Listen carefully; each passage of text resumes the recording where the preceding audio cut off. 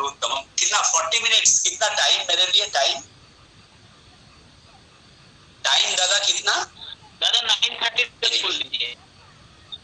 9:30। वंदे पुरुषोत्तमम, वंदे पुरुषोत्तमम, वंदे पुरुषोत्तमम। परम प्रेम में परम दयाल श्री ठाकुर जी के रातू चरणों में लक्ष्मी माँ श्री बड़ो माँ, पूज्यपाद श्री वर्दा, वर्तमान आचार्य से पूज्यपाद श्री दादा, पूजनीय बावाईदा एवं ठाकुर परिवार के सभी के रातू चरणों में मैं सतकोटि प्रणाम, श्रद्धा और निष्ठा समर्पित करता हूँ। ये कांधामाल ई सत्संग में उपस्थित सभी प्रतिनिधि कर्मी, जाजक कर्मी, मधुर्य कर्मी, श्री ठाकुर जी के समस्त पंजाधारी कर्मियों को मैं यथास्थान रानंदित जय गुरु और अपनी श्रद्धा और प्रणाम जनाता हूँ। साथ ही साथ भक्तिमती माताएं, मेरे छोटे भाई बहन, गुरु बहन, जो लोग भी सुन रहे हैं, सबों के लिए मैं ठाकुर जी से प्रार्थना करता हूँ कि सबों के जीवन में आनंद आए, सबों के जीवन में मंगल आए, सबों को मैं रानंदित जय गुरु देता हूँ। श्रद्धेय आचार्य भाई ने मुझे फोन पर बोला था कि दादा आप यदि कांधामाल के सत्संग में आए 17 को रात में तो बहुत अच्छा लगेगा हम लोगों को। तो उसने इतना अच्छा से मुझे कहा, मुझे बहुत ही अच्छा लगा। उसके शब्दों में इतनी मिठास थी, इतना सिंप्लिसिटी थी कि मुझे बहुत अट्रैक्ट किया। उसके उन शब्दों से मैं बहुत अट्रैक्टेड हुआ। मैंने बोला दादा रांची में भी मुझे बोलना है, मैं 8:45 तक रांची में बोलकर आ सकता हूँ। उन्होंने कहा दादा ठीक है आइए। तो मैं आपके सामने उपस्थित हुआ हूँ, साधारण सा आदमी हूँ, ठाकुर जी को लेकर के चलता हूँ। ठाकुर जी दया किए हैं इसलिए ठाकुर जी को पकड़ पाया। अभी प्रशांतो भाई ने बहुत ही सुंदर एक कीर्तन किया और कीर्तन के उस बोल को मैं नोट किया हूँ कि जीवन नाथ आज एसेছেন তোদের দুয়ারে, जीवन नाथ आज एसेছেন তোদের দুয়ারে, ধর দয়ালের চরণ দুটি।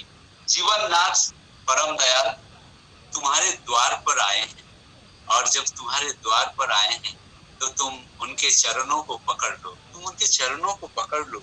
और वो बोल रहे हैं, वो उनको ही पाने का मंत्र तुम्हें दे रहे हैं, उनको ही पाने का वो मंत्र दे रहे हैं। ठाकुर जी एक बार बैठे थे और अजीत गांगुली दा भी खड़े थे, सुबह का समय था, बहुत सारे दादा लोग आ रहे हैं, प्रणाम कर रहे हैं, देवघर की बात है ये, और चले जा रहे हैं। अजीत गांगुली दा वहां पर खड़े होकर निवेदन कर रहे हैं, जो कुछ पूछ रहे हैं ठाकुर जी को बता रहे हैं, या कोई कुछ दे रहे हैं, निवेदन कर रहे हैं, उसको ग्रहण करके ठाकुर जी को दिखा रहे हैं। दूर में एक माँ खड़ी है एक पेड़ के नीचे में, वो ठाकुर जी को एकटक देख रही है। वो एक कर्मी दादा की स्त्री थी, धर्मपत्नी थी। अजीत गांगुली दास सोच रहे हैं कि वो माँ बहुत दुख में रहती हैं, लेकिन वो दादा बहुत इष्ट प्राण है, बहुत तकलीफ में रहने के बावजूद भी अपने तकलीफ को ठाकुर जी के बारे सामने बताते नहीं है।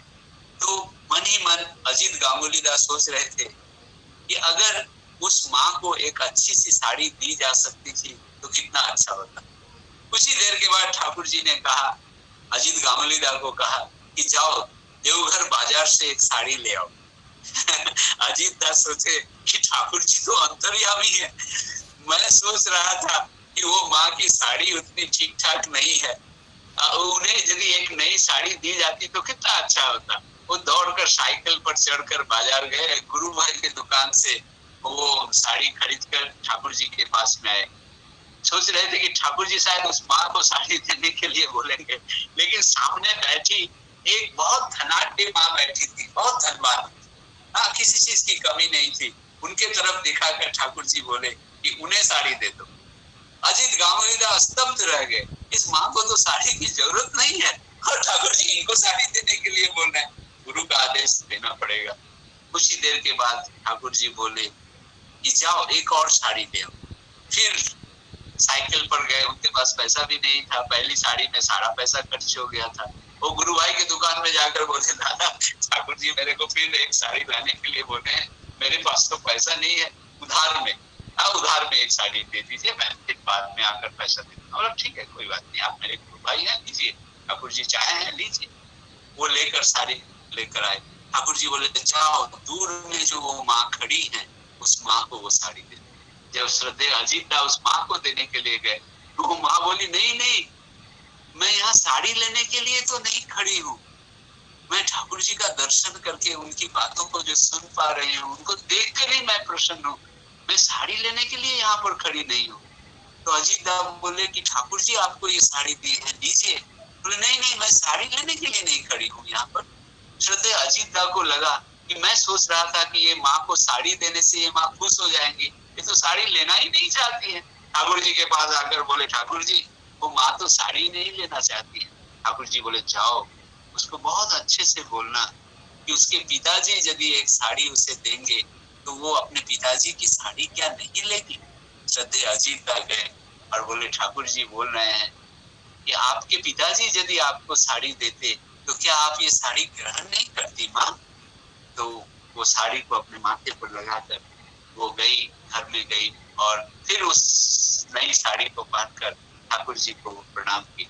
ठाकुर जी अजीत दा की तरफ देखकर बोल रहे हैं कुछ देर के बाद कि मैं इतना मूर्ख हूँ, बेवकूफ हूँ कि मैं नहीं समझता हूँ कि मेरे सामने बैठकर कौन क्या आशा कर रहा है, क्या मुझसे चाहता है, ये सब कुछ मैं समझता हूँ, सब कुछ मैं जानता हूँ। और फिर कुछ देर के बाद अपने को दिखा, बोले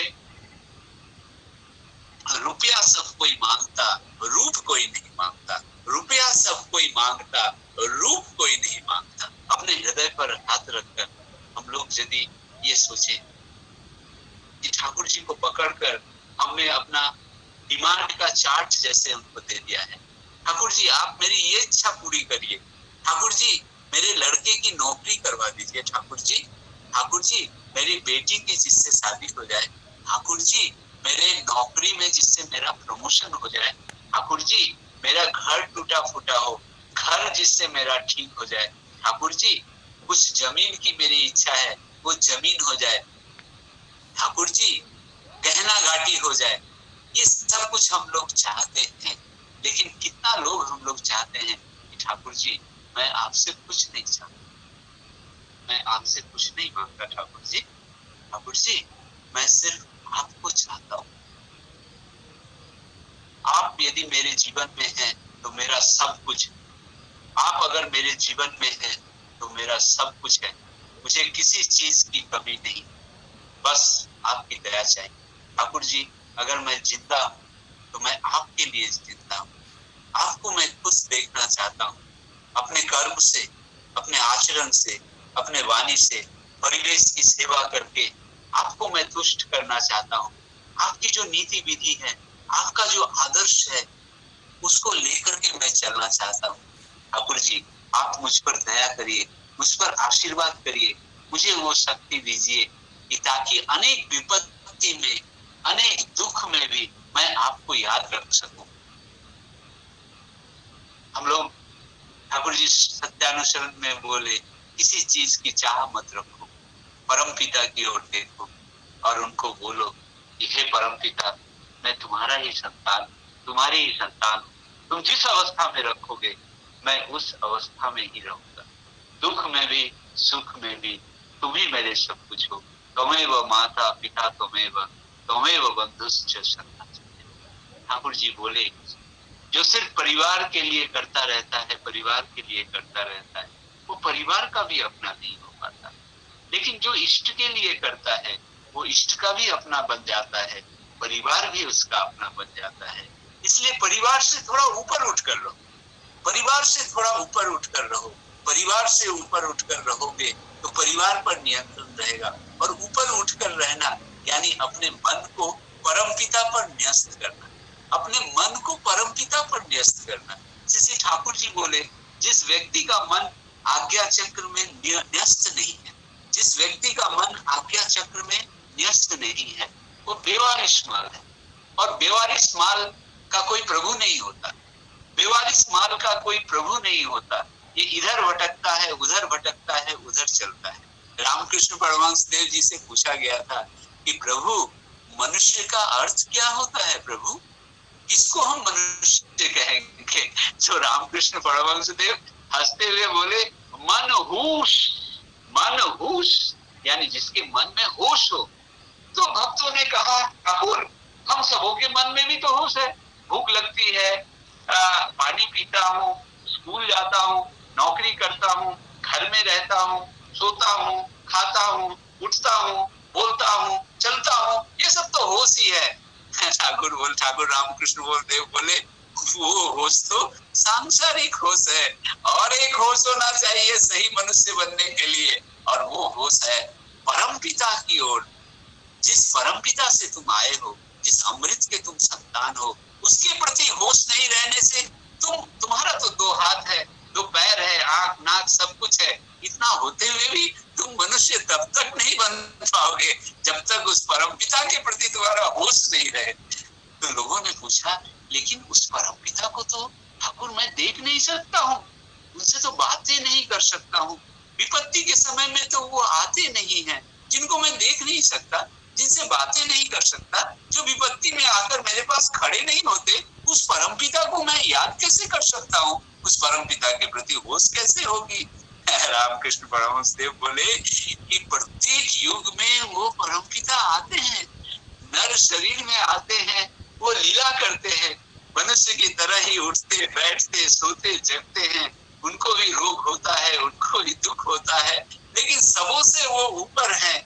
और जब उस नर शरीरधारी नर नारायण के तुम पाओगे, और उस नर नारायण के सुख के लिए, आनंद के लिए तुम जब अपने जीवन को परिचालित करोगे, अपने चरित्र को जब तुम नियंत्रित करोगे, तभी तुम्हारा परम पिता के ऊपर होश होगा, और ऐसा करने से ही तुम सही अर्थ में मनुष्य कहलाओगे।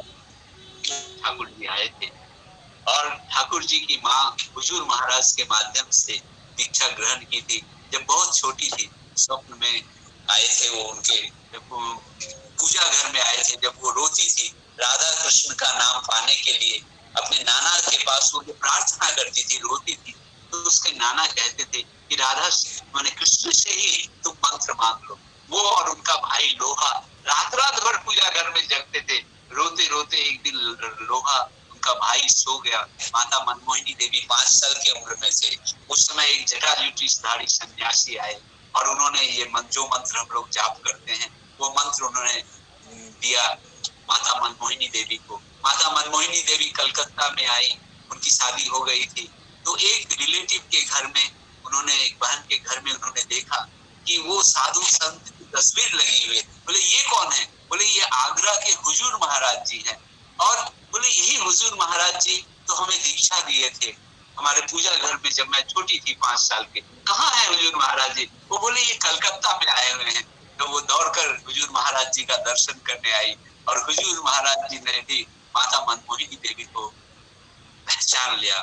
उन्होंने कहा कि जिस मंत्र को मैंने तुम्हें दिया है, उस मंत्र के त्राता पुरुष तुम्हारे गर्भ से आने वाले।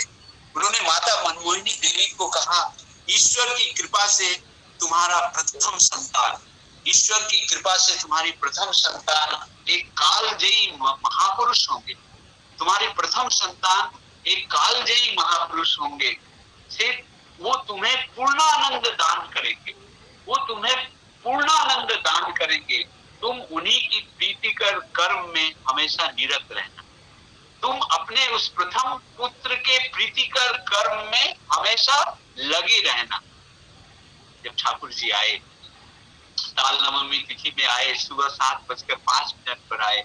आप सबों को मालूम है शिवचंद्र चक्रवर्ती जी के घर में कितना प्रकाश आया था। झोपड़ी में पद्मा नदी के किनारे लोगों को लगा जैसे आग लग गई हो। लोग दौड़ कर आए, देखिए छोटे शिशु का जन्म हुआ है। माता मनमोहिनी देवी ने बहुत प्रेम पूर्वक ठाकुर जी का नाम रखा अनुकूल। अकुले कोरिले दीन जने नु नुआइयो सिर कोहियो कथा कु कुल दिते तारे से दो प्राण बने लो रोइया के तरह नाश। कोई यदि विपत्ति में पड़ता है तो उसकी विपत्ति के समय उससे तुम प्रेम करना, विनम्रता के साथ उससे पूछना, उसकी विपत्ति का कारण पूछना, मन प्राण से उसे विपत्ति से बाहर निकालना। और जो भी दुखी जन हैं, जो भी संतप्त जन हैं, जो भी चिंतित लोग हैं, जो भी परिश्रांत लोग हैं, जो भी गिरे हुए लोग हैं, उन्हें तुम हृदय से लगाना, और हृदय से लगाकर उन्हें जीवन के रास्ते में तुम ले चलना। ठाकुर जी 81 वर्षों तक करीब करीब इस धराधाम में रहे, और उनकी माँ ने जो ये कहा था, অকুলে পড়িলে দিনহীন জনে নুয়াইও শির কহিও কথা কুল দিতে তারে সেধো প্রাণপণে লইও বুকে তার নাসিও ব্যথা। इसका अक्षरशः श्री ठाकुर जी ने पालन किया। ठाकुर जी कहते थे माँ के बहुत भक्त थे, माँ पिता के बहुत भक्त थे। तभी तो ठाकुर जी ने ये वाणी दी है, मातृभक्ति अटूट যত সেই ছেলে হয় কৃতি তত, पिताए श्रद्धा माए टान সেই ছেলে হয় সম্প্রাণ। ठाकुर जी कहते थे कि माता पिता ही स्वभाव गुरु, माता पिता ही स्वभाव गुरु है। जो माता पिता को खुश नहीं रख सकता, इस संसार में वो बाउंडले होकर घूमता रहेगा। इस जगत में तो उसका स्थान नहीं है, दूसरे जगत में भी उसका स्थान नहीं पड़ेगा। इसलिए माता पिता की सेवा के माध्यम से ही परम पुरुष का लाभ होता है। वो कहते थे मैं जो इतना कुछ किया, मैं जो इतना कुछ किया, अपनी माँ को खुश करने के लिए मैंने किया। मेरी माँ कैसे खुश रहेंगी, माँ के खुशी के लिए, माँ की प्रसन्नता के लिए किया। सोचिए पावना हिमायतपुर जैसे एक बैकवर्ड जगह में भी श्री ठाकुर जी विश्वविज्ञान केंद्र की स्थापना किए थे, सत्संग केमिकल वर्क्स की स्थापना किए थे, माता मनमोहिनी इंस्टीट्यूट ऑफ टेक्नोलॉजी की स्थापना किए थे। लोग माँ के हाथों से वो सब का उद्घाटन करते थे और लोगों को कहते थे मैं ये सब नहीं बनाता, मैं ये सब नहीं किया हूँ, मेरी माँ ने ही ये सब कुछ किया है। जब पिताजी की तबीयत बहुत खराब हुई और पैसा नहीं था घर में, ठाकुर जी माँ को कहते थे माँ तुम मूढ़ी खोज दो, मैं ये मूढ़ी बाजार में जाकर बेचूंगा और उससे जो पैसा मिलेगा उससे पिताजी की दवा लेकर आऊंगा। 4-4, 5-5 मील ठाकुर जी पैदल चलते थे, मूढ़ी बेचकर उस पैसे से पिताजी के लिए दवा लाते थे। ऐसे कैसे से ठाकुर जी डॉक्टरी पढ़ने के लिए गए, ग्रे स्टेट के पास एक कोयला गोदाम के पास में रहते थे। जो कुली थे वहां के इंडस्ट्री, छोटे छोटे फैक्ट्री के जो कुली लोग रहा करते थे, उन कुलियों की सेवा करते थे। मेडिकल की पढ़ाई करते थे, कभी कभी पैदल जाना पड़ता था, पैसा भी नहीं था। ऐसी भी परिस्थिति आई जब वार्डन ने मतलब जिस घर में वो भाड़ा पर रहते थे वो मालिक ने उनको बाहर कर दिया, वो पैसा नहीं दे पाए थे। इस तरह की आर्थिक तंगी की अवस्था में भी श्री ठाकुर जी ने उन कुलियों की सेवा की। रात के समय जब वो कुली लोग सो जाते थे, उनका कपड़ा अपने हाथों से खींचते थे, उनका कपड़ा अपने हाथों से खींचते थे। कुलियों का आश्चर्य होता था, हमारा कपड़े का ये वॉशिंग और क्लीनिंग किसने किया। एक दिन वो एक रात में कुली जगकर देखा कि ठाकुर जी आकर रात में ये सब करते हैं। हाथ जोड़कर बोला कि ठाकुर जी आप ब्राह्मण हैं, आप सत ब्राह्मण हैं, आप इतने अच्छे देव संतान हैं, देव मनुष्य हैं, आप हम लोगों का गंदा कपड़ा साफ करते हैं, इससे हम लोगों को पाप लगेगा, ऐसा आप क्यों करते हैं ठाकुर जी। तो ठाकुर ने कहा कि सुनो, एक दिन मैं ट्राम में बैठकर जा रहा था, तुम लोगों में से कोई एक मेरे उस ट्राम में बैठे थे, तुम्हारा का वो कपड़ा गंदा था, लोग तुम्हारे पास बैठने से घृणा कर रहे थे, तो मुझे लगा कि एक मनुष्य को सिर्फ कपड़े से लोग कैसे घृणा कर सकते हैं। तो मुझे बहुत खराब लगा, मुझे लगा कि जब तक मैं यहाँ रहूंगा तुम लोगों को गंदा कपड़ा मैं पहनने नहीं दूंगा, तुम लोगों एक भी कुली को मैं गंदा कपड़ा पहनने नहीं दूंगा। इसलिए ठाकुर जी खुद उनका कपड़ा साफ करते थे। सामने एक असीम कुमार चैटर्जी दा थे, होम्योपैथी के डॉक्टर थे, उन्होंने ठाकुर जी को महेश चंद्र भट्टाचार्य जी की एक होम्योपैथी की किताब दी, साथ में 24 सीसी का एक छोटा सा ये होम्योपैथी का वो बक्सा दिया दवा के साथ। उसी को लेकर ठाकुर जी एलोपैथी पढ़ते थे लेकिन होम्योपैथी का प्रैक्टिस किए, होम्योपैथी का प्रैक्टिस किए, और उससे जो थोड़ा बहुत पैसा मिलता था वो भी कुलियों की सेवा में लगा देते थे। सारे कुलियों का जो खराब स्वभाव था, उनका जो बैड हैबिट्स था, धीरे धीरे उनको ठीक कर दिया। जब जब ठाकुर जी ईश्वरदी आते थे सियालदह स्टेशन में ट्रेन में चढ़ने के लिए, सारे कुली लोग कौन अपने माथे पर उनका बक्सा लेगा, इसके लिए कंपटीशन हो जाता था और सब लोग ठाकुर जी को पहुंचाने के लिए आते थे। जब ठाकुर जी जिस दिन लौटते थे उस दिन कुली लोग आते थे और जिस दिन ठाकुर जी चले गए सबों की आंखों में आंसू थी। ऐसा लगा जैसे उनका परम बांधव कोई और परम आदमी है, कोई उनसे दूर होकर चला जा रहा है। ठाकुर जी आए, उनके पिताजी की इच्छा थी कि ठाकुर जी डॉक्टरी पढ़कर ठाकुर जी को अच्छी नौकरी मिले। वो सियालदह स्टेट जो उस समय के था, अभी जो बांग्लादेश है, उस जगह में एक स्टेट में उनको जमींदार के यहाँ एक नौकरी मिली। उनका अपॉइंटमेंट लेटर आया 45 रुपीज पर मंथ, उस जमाने में 45 रुपया प्रति माह, उसके साथ साथ रहने की सुविधा, प्राइवेट प्रैक्टिस की भी सुविधा। जब ठाकुर जी को वो अपॉइंटमेंट लेटर मिला, उनका सारा शरीर कांपने लगा, उनका सारा विश्व के सामने कंपायमान हो गया, दोदुल्यमान हो गया। वो सोचने लगे, क्या मैं इसलिए इस जीवन में आया हूँ? क्या मैं ये नौकरी सेवा के बदले मैं क्या रुपया का अर्जन करने के लिए आया हूँ क्या? उन्होंने वो फाड़ करके फेंक दिया। अपने पिताजी को ये नहीं बताया कि अपॉइंटमेंट लेटर उन्होंने फाड़ दिया है।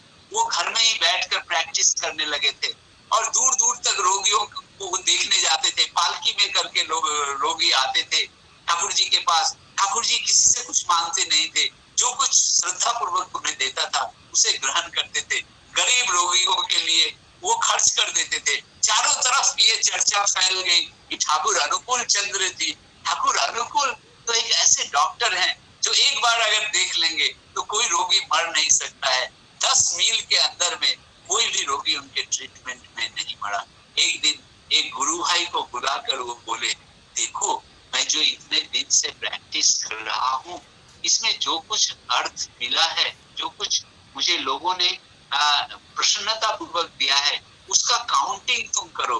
काउंटिंग करने से अगर जितना मेरे पढ़ाई में जो खर्च हुआ है, वो पढ़ाई का खर्चा के यदि इक्विवेलेंट हो गया हो, देखो तो वो बोला हाँ वो पढ़ाई का इक्विवेलेंट हो गया है। ठाकुर जी बोले आज से मैं डॉक्टरी छोड़ देता हूँ। उसके बाद नाम संकीर्तन के युग में वो उतर आए। इतना कीर्तन करते थे और समाधि की अवस्था होती थी। उस अवस्था में भी श्री ठाकुर जी विश्व मंगल के लिए अनेक तरह की वाणियां थे। एक अधिकारी था, वकील साहब थे, उन्हें लगा कि ये पागल का प्रलाप नहीं है। ठाकुर जी जो चीज बोल रहे हैं सबों के मंगल के लिए बोल रहे हैं, ये वाणियां फिर कभी सुनने को नहीं मिलेगी, इसलिए इसको बढ़िया से लिख कर रखना चाहिए। 4-5 लोग मिलकर बैठकर जो ठाकुर जी समाधि की अवस्था में बोले उसको लिख कर रखे। एक एक शब्द मिस कर जाता था। बाद में जब ठाकुर जी फिर वापस लौटते थे समाधि की अवस्था में, उनसे पूछा जाता था, वो बोलते थे मैं अपने कंट्रोल में उस समय नहीं था, मैंने मुंह अपने श्रीमुख से क्या बोला ये मुझे मालूम नहीं। इस तरह ठाकुर जी के माध्यम से लोगों ने देखा, एक परम भाव आया। ठाकुर जी के पास क्या अमीर लोग आए थे उस समय में? नहीं, ठाकुर जी के पास सर्वहारा लोग आए थे, दुखी लोग आए थे, तापित लोग आए थे। ठाकुर जी पर विश्वास रखकर ठाकुर जी के उस पावना सत्संग आश्रम में ठाकुर जी के पास वो लोग आए थे। उन्हीं गिरे हुए लोगों को लेकर, उन्हीं दीन दुखी तापित लोगों को लेकर, उन्हीं पापी तापी लोगों को लेकर अपने हृदय से अपनाकर ठाकुर जी ने धीरे धीरे धीरे धीरे पावना सत्संग आश्रम को इस रूप में लाया। 1925 में उस पावना सत्संग आश्रम का नाम सत्संग नाम से रजिस्टर्ड हुआ। 1860 के सोसाइटीज एक्ट में सत्संग नाम से ठाकुर जी ने उसकी स्थापना की। आज उस सत्संग में हमारे आचार्य देव हैं। उससे पहले पूज्यपाद श्री बौरदा थे। पूज्यपाद श्री बौरदा के बारे में श्री ठाकुर जी बोले, আমিও যা বড় খোকা হতাই, আমিও যা বড় খোকা হতাই, আমার অবর্তমানে বড় খোকাকে সামনে নিয়ে চলবি, আমার অবর্তমানে বড় খোকাকে সামনে নিয়ে চলবি।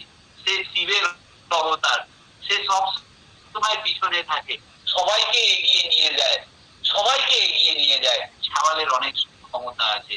श्री बौरदा अपने जीवन में दिखा कर गए किस तरह से जीवन में ठाकुर जी को प्रतिष्ठित करना है। आज पूज्यपाद श्री दादा हम सबों के बीच में 80 से भी ज्यादा उनकी उम्र हो गई है और प्रत्येक क्षण श्री दादा कहते हैं कि हमारे जीवन में, हम सबों के जीवन में ठाकुर जी ही प्रथम और प्रधान है।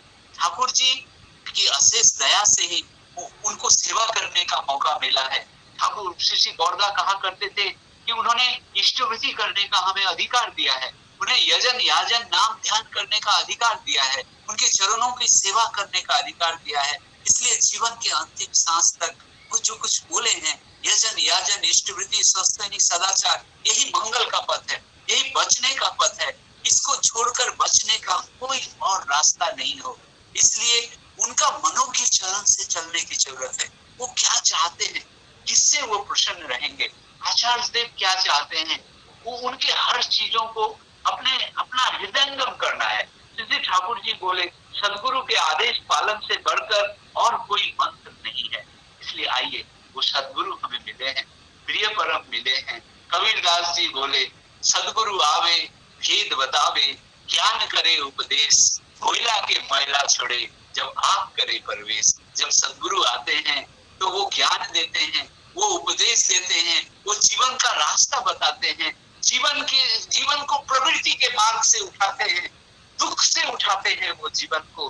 तो काम क्रोध मद लोभ मोह मात्सर्य के षड्रिपु में हमारा जो जीवन जकड़ा हुआ है, पद पद में हम चलन के दोष से, आचरण के दोष से, चरित्र के दोष से जो दुख प्राप्त करते हैं, हमें खुद मालूम नहीं है पद कैसे मिलेगा। जब परम पुरुष परम दयाल आते हैं, पुरुषोत्तम आते हैं नर शरीर में, वो हमें जीवन का रास्ता बताते हैं। कबीरदास जी बोले कोयला के मैला छोड़े जब आग करे प्रवेश। जब वो नाम रूपी मंत्र देते हैं हमारे अंदर, तो हमारे अंदर जो पावर ऑफ फायर है, पावर ऑफ फायर, कोयले के अंदर पावर ऑफ फायर रहता है, उसी तरह हम प्रत्येक व्यक्ति के हृदय में वो परम पिता का पावर ऑफ फायर है। वो पावर ऑफ फायर के अंदर जब नाम प्रवेश करता है, वो फायर जग उठता है, विश्व प्रेम जग उठता है, ठाकुर से हम प्रेम करते हैं। कबीरदास जी फिर बोले पहला दाता शिष्य भयो, गुरु को दिया शीश, दूसरा दाता गुरु भयो, नाम दिया बख्शीश।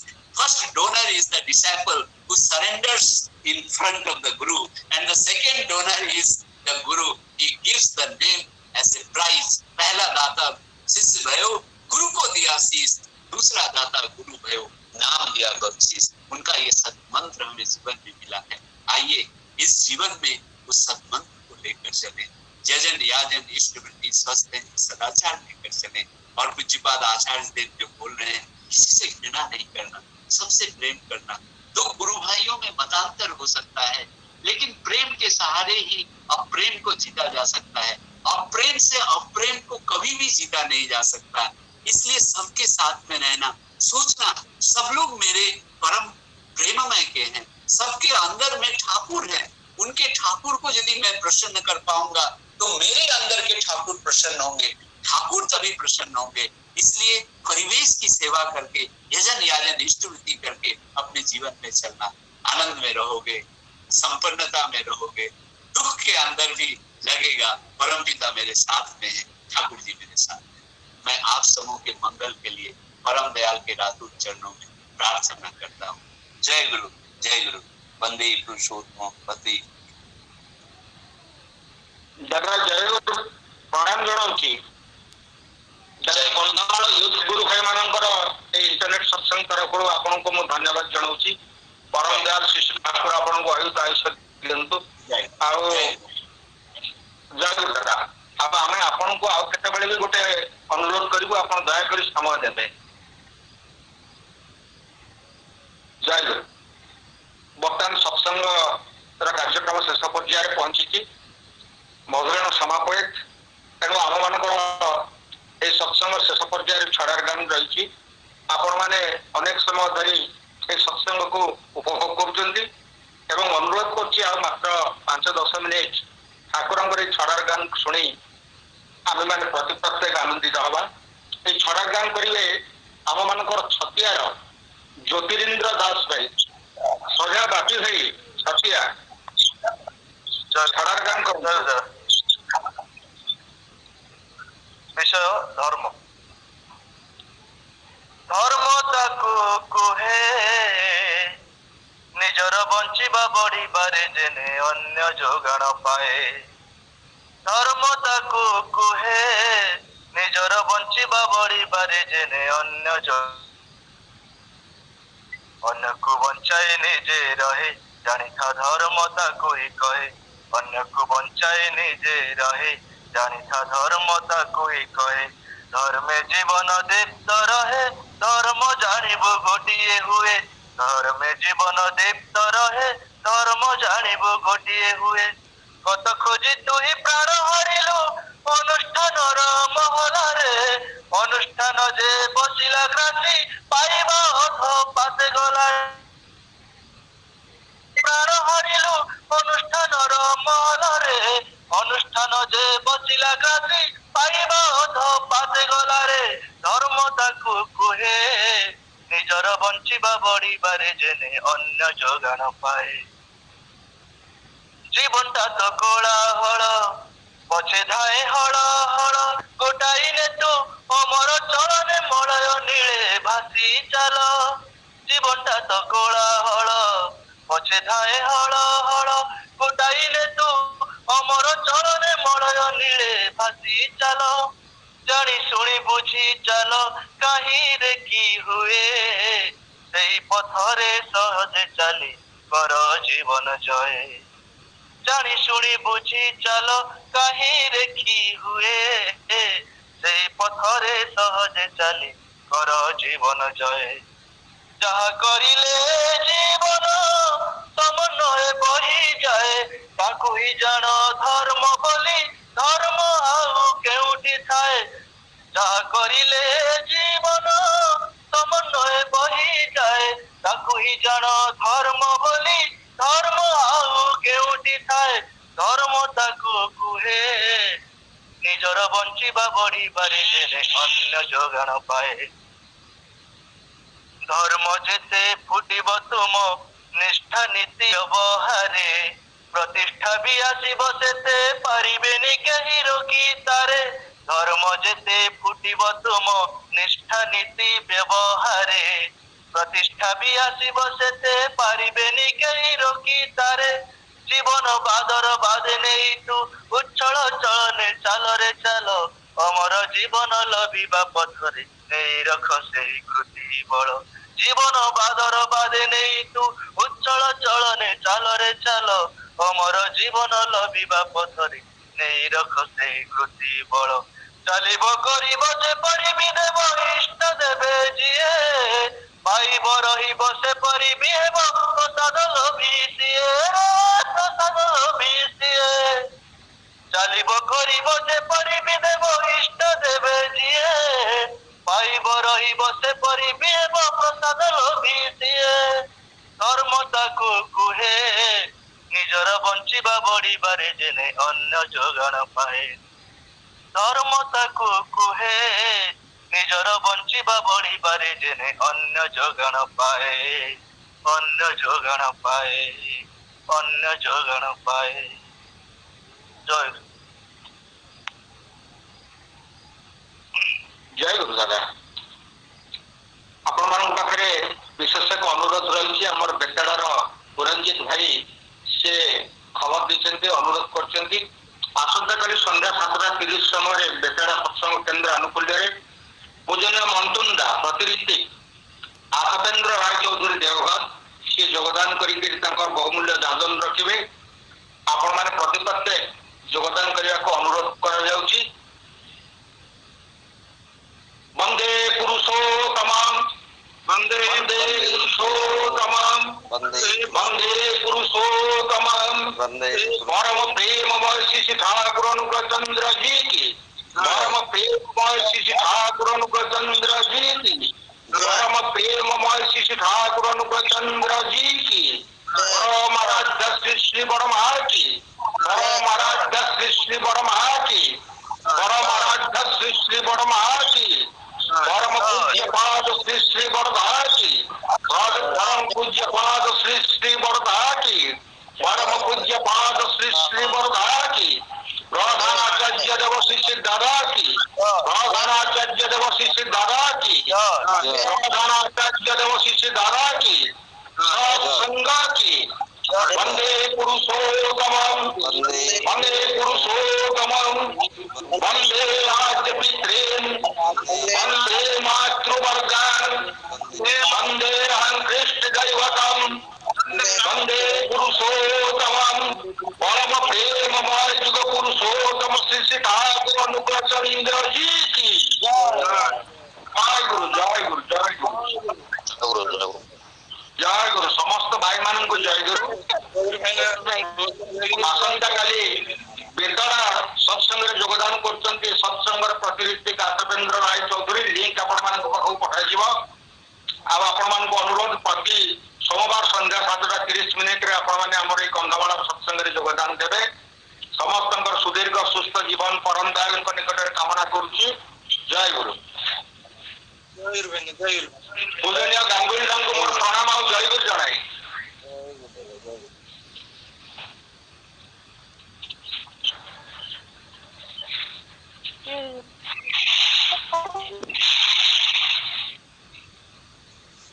जय गुरु भाई ने बहुत सुंदर परिवेशन बहुत सुंदर परिचालना बहुत बहुत धन्यवाद बहुत एंजॉय कलु समस्त को भावदर्शी आज बांधी देले जय गुरु दादा जय गुरु भाई आपण मानकर समस्त उद्यम ही को सफल करिछि।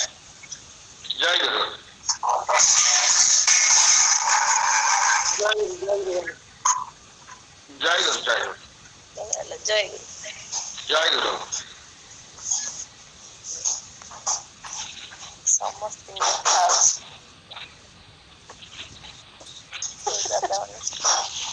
अरे मोर फटाला के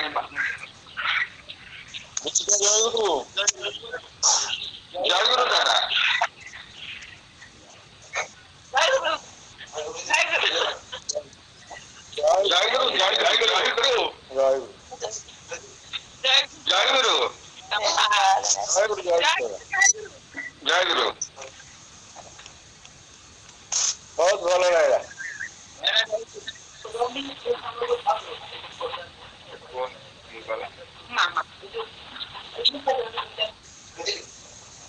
जय गुरु जय गुरु समस्त को जय गुरु जय गुरु जय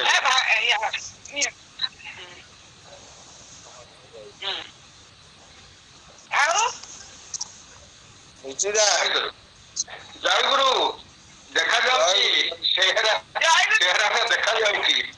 जय गुरु देखा जाउची जय गुरु हां देखा जाउची चेहरा विरल जाजन बहुत भल लागला। आओ ठाकुरंकर दयार सदान खांतु समस्त भाई मान को लेकर सत्संग रे समस्त योगदान करिबा। जय गुरु समस्त की जय गुरु जय गुरु जय। अरे मामी माँ जय गुरु जय गुरु मामी माँ जय गुरु।